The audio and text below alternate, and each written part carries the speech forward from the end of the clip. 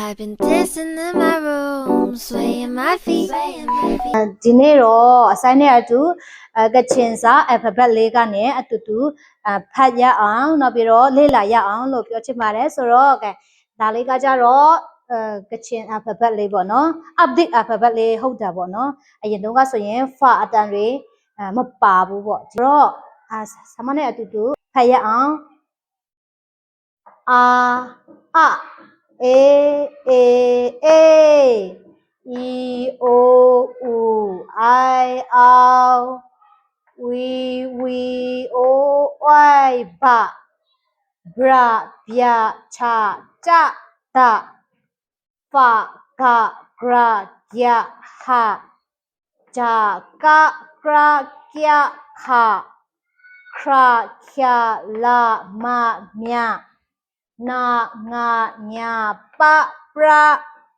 pya pha pra phya ra sa sha ta sa tha wa ya za ဟုတ်ပြီဒါဆိုတော့ပို့ပြီးတော့ဖတ်တတ်တော့အောင်ဆမနဲ့အတူတစ်ခေါက်ပြန်ဖတ်မယ်နော်ဒါဆိုတော့အတူတူဖတ်မယ်ဆမနဲ့